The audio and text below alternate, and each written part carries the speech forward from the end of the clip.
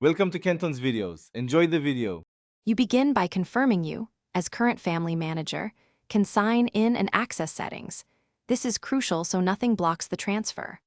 Once signed in, open family settings and locate the transfer or change manager option.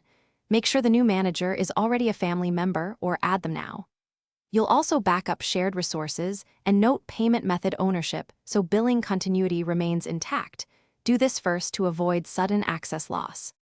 Now you send the invitation and confirm the new manager accepts. You'll watch the acceptance in real time and then assign permissions. Click each permission toggle, payment, purchases, parental controls, because permission granularity prevents accidental data loss or billing errors. Once done, test a low-risk action, like viewing shared calendar entries, to validate access. Also, inform everyone of the exact change time and what to expect, so devices resync, and finish by confirming the transfer in settings. You'll see the new person listed as family manager and should immediately sign out and back in on one device to trigger role updates.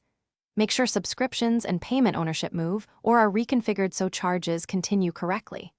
If anything fails, check common blockers, age or country restrictions, outstanding family payments, or two-factor prompts.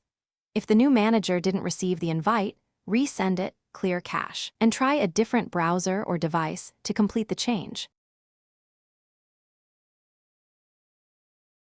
Thanks for watching. Consider subscribing if we helped you.